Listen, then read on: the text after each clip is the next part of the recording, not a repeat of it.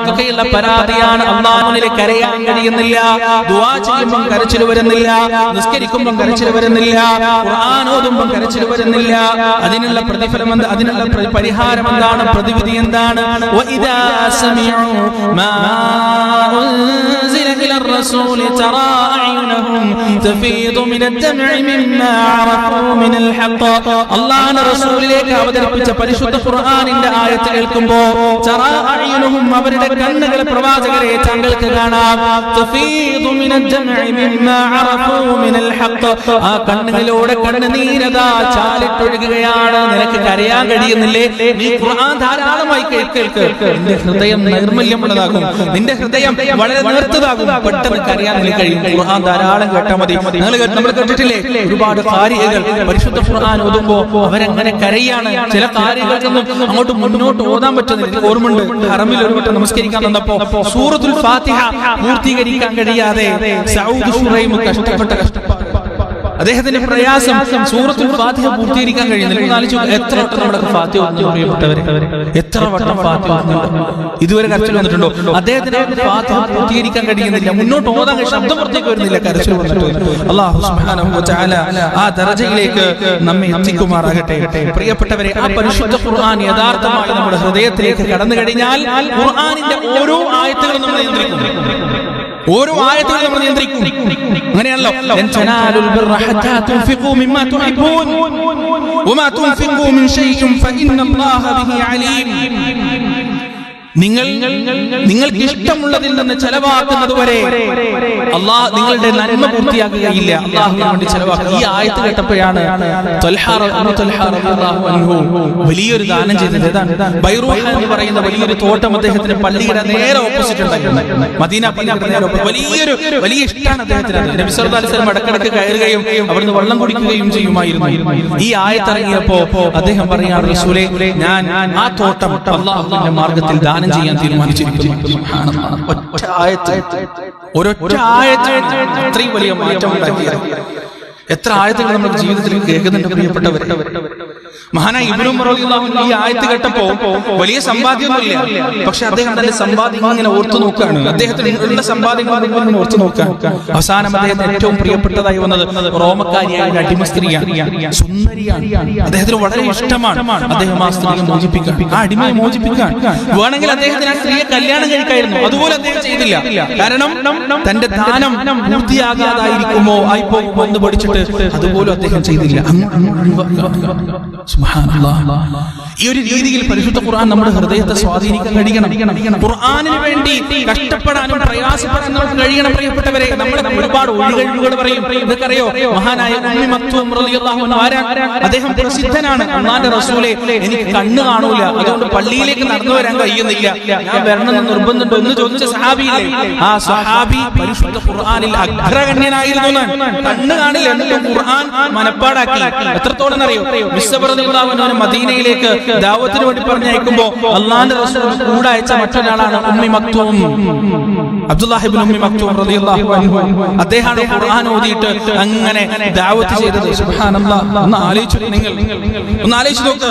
ആ ഖുർആൻ സെയ്ദ് ഇബ്നു സാബിത്ത് റളിയല്ലാഹു അൻഹുവിന് മുസ്ഹഫ് ഖുർആൻ ഉണ്ടാക്കാൻ വേണ്ടിയിട്ട് കൽപ്പന കൊടുത്തപ്പോൾ അദ്ദേഹം പറഞ്ഞ എന്താണ്? 2 ഉഹുദ് മലകളെ 2 ഭാഗത്ത് പിടിച്ചിട്ട് ഒരുമിച്ചാക്കാൻ പറയുമെങ്കിൽ എനിക്ക് എളുപ്പമായിരുന്നു, പക്ഷേ അതിനേക്കാൾ ഭാരമുള്ള പണിയാണ് എന്നെ ഏൽപ്പിച്ചത്. എന്നിട്ട് അദ്ദേഹം പാടുപെട്ടു, കഷ്ടപ്പെട്ടു, പ്രയാസപ്പെട്ടു, പരിശ്രമിച്ചു. എന്നിട്ട് അദ്ദേഹം മുസ്ഹഫിന്റെ രൂപത്തിൽ ഇന്ന് നമ്മുടെ കയ്യിലേക്ക് വെച്ച് തന്നു. ലോകത്ത് കോടിക്കണക്കിന് മനുഷ്യർ ഖുർആനിന്റെ ഒരു ഹർഫ് പാരായണം ചെയ്താൽ ആ ഹർഫിന്റെ ഒരു സ്റ്റേക്ക്, ഒരു ഷെയർ മഹാനായ സെയ്ദ് ഇബ്നു സാബിത്ത് റളിയല്ലാഹു അൻഹുവിന്റെ ഖബറിലെത്തും. അവരൊക്കെ നാളെ സ്വർഗ്ഗത്തിലെത്തുമ്പോൾ എത്രമാത്രം വലിയ ദർജയിലായിരിക്കും, എത്ര പ്രതിഫലമാണ് ഓരോ ദിവസവും അവർക്ക് ലഭിച്ചുകൊണ്ടിരിക്കുന്നത്. അല്ലാഹു സുബ്ഹാനഹു വ തആല അവരുടെ ഏതെങ്കിലും ഒരു അരികിലെങ്കിലും എത്തിപ്പെടാൻ നമുക്ക് ഏവർക്കും തൗഫീഖ് നൽകുമാറാകട്ടെ. പ്രിയപ്പെട്ടവരെ, ഖുർആൻ കൊണ്ട് അല്ലാഹു സുബ്ഹാനഹു വ തആല ആളുകളെ ഉയർത്തുകയും താഴ്ത്തുകയും ചെയ്യുമെന്ന് നബി സല്ലല്ലാഹു അലൈഹി വസല്ലമ നമുക്ക് പഠിപ്പിച്ചു തന്നിട്ടുണ്ട്. എന്താണെന്ന് അറിയോ? മഹാനായ ഉബയ്യ് ഇബ്നു കഅബ് റളിയല്ലാഹു അൻഹു, ഉബയ്യ് ഇബ്നു കഅബ് റളിയല്ലാഹു അൻഹുവിനോട് റസൂൽ ഒരിക്കൽ പറയാണ്, കഅബേ, അല്ലാഹു എന്നോട് പറഞ്ഞിട്ടുണ്ട് സൂറത്തുൽ ബയ്യിന നിനക്ക് ഓതി കേൾപ്പിച്ചു തരാൻ. അള്ളാഹു എന്നോട് പറഞ്ഞിട്ടുണ്ട് സൂറത്തുൽ ബയ്യിന എന്നൊക്കെ ഓതി കേൾപ്പിച്ചു തരാൻ. അദ്ദേഹം കരയാൻ തുടങ്ങി. ഉബയ്യ് ഇബ്നു കഅബ് കരയാൻ തുടങ്ങി. എന്നിട്ട് അദ്ദേഹം ചോദിക്കുകയാണ്, യാ റസൂലല്ലാഹ് അസമ്മാനില്ലാഹി ലക, അള്ളാഹു എന്റെ പേര് താങ്കളോട് പറഞ്ഞോ, എന്റെ നാമം താങ്കളോട് പറഞ്ഞോ? റസൂലുള്ളാഹി സ്വല്ലല്ലാഹു അലൈഹി വസല്ലം പറഞ്ഞു, നഅം സമ്മാകല്ലാഹു ലി, അതെ കഅബ്, അങ്ങയുടെ പേര് അള്ളാഹു എന്നോട് പറഞ്ഞിട്ടുണ്ട്. എന്നിട്ട് അങ്ങേക്ക് ഓതി തരാൻ അല്ലാഹു സുബ്ഹാനഹു വ തആല പറഞ്ഞിട്ടുണ്ട്. മക്കയിൽ നിന്ന് മദീനയിലേക്ക് സഹാബികൾ കൂട്ടം കൂട്ടമായി ഒറ്റയും തെറ്റയുമായി ഹിജ്റ പുറപ്പെട്ട സമയം, ആ സമയത്താണ് മഹാനായ ശുഐബ് സിനാൻ റൂമി റളിയല്ലാഹു അൻഹു ആ സ്വഹാബി പുറപ്പെടുന്നത്. അദ്ദേഹം റോമിൽ നിന്ന് മക്കയിലേക്ക് വന്നതാണ്. എന്നിട്ട് അവിടുന്ന് കച്ചവടം ചെയ്തിട്ട് വലിയ പണം ഉണ്ടാക്കി, വലിയ പണക്കാരനായി, വലിയ കച്ചവടക്കാരനായി. അങ്ങനെ ഇസ്ലാം സ്വീകരിച്ചു. ഒരുപാട് പീഡനങ്ങളും പ്രയാസങ്ങളും ഏറ്റുവാങ്ങി അവസാനം റസൂലുള്ളാഹിന്റെ കൂടെ ഹിജ്റക്ക് പുറപ്പെട്ടപ്പോ മക്കയുടെ അതിർത്തിയിൽ വെച്ചിട്ട് ഖുറൈശികൾ വിളിച്ചിട്ട് പറഞ്ഞു, നീ ഈ നാട്ടുകാരനല്ല, നീ ഇവിടുന്ന് വന്നിട്ട് പണം ഉണ്ടാക്കിയിട്ട് ഈ പണം കൊണ്ട് മുഹമ്മദിന്റെ കൂട്ടത്തിൽ പോകാൻ സ്വല്ലല്ലാഹു അലൈഹി വസല്ലം ഞങ്ങൾ നിന്നെ സമ്മതിക്കൂല എന്ന് പറഞ്ഞപ്പോ തിരിച്ച് അദ്ദേഹം ചോദിച്ച ചോദ്യം എന്താ അറിയോ?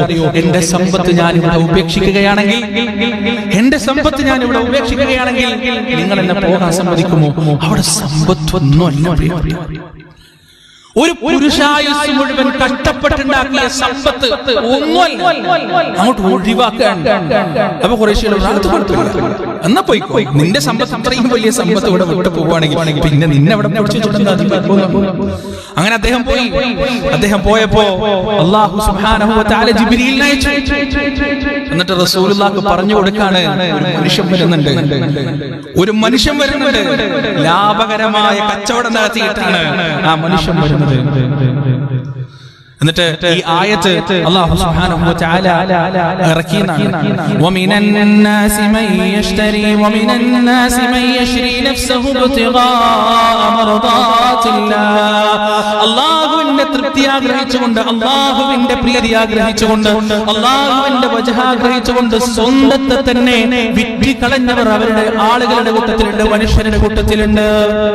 റബ്ബിഹത് തിജാറ, റബ്ബിഹത് തിജാറ, റൂമി അങ്ങയുടെ കച്ചവടം ലാഭകരമായിരിക്കുന്നു, ലാഭകരമായിരിക്കുന്നു എന്ന് റസൂലുള്ളാഹി സ്വല്ലല്ലാഹു അലൈഹി വസല്ലം ഖുർആനിലെ ഒരു ആയത്തിലൂടെ അല്ലാഹു അദ്ദേഹത്തെ ബഹുമാനിച്ചു. അങ്ങനെ ബഹുമാനിച്ച ഒരുപാട് ആളുകളുണ്ട്.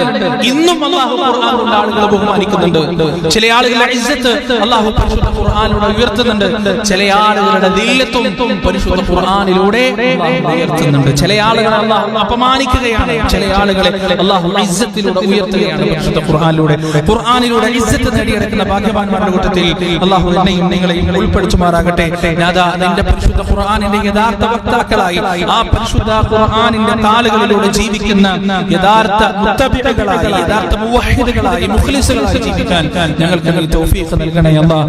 അല്ലാഹു ജീവിതത്തിന്റെ രഹസ്യവും പരസ്യവും സംശുദ്ധമായി കാത്തു സൂക്ഷിക്കുന്ന ഭാഗ്യവാന്മാരുടെ കൂട്ടത്തിൽ ഞങ്ങളെ നീ ഉൾപ്പെടുത്തണേ അല്ലാഹ്. ജീവിതത്തിന്റെ അവസാനം വരെ ലാ ഇലാഹ ഇല്ലല്ലാഹ് എന്ന വഹ്ദാനിയത്തിന്റെ കലിമത്തിന്റെ വക്താക്കളാകാനും അവസാനം നിന്നിലേക്ക് മടങ്ങുമ്പോൾ ഹൃദയം കൊണ്ടും നാവ് കൊണ്ടും ലാ ഇലാഹ ഇല്ലല്ലാഹ് എന്ന വഹ്ദാനിയത്തിന്റെ കലിമ ഉച്ചരിച്ചുകൊണ്ട് തിരിച്ചു വരാനും ഞങ്ങൾക്ക് നീ തൗഫീഖ് നൽകണേ അല്ലാഹ്. അല്ലാഹുമ്മ അഇസ്സൽ الإسلام والمسلمين وأذل الشرك والمشركين.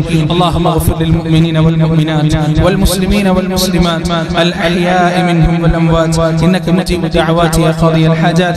ربنا ظلمنا أنفسنا وإن لم تغفر لنا وترحمنا لنكونن من الخاسرين.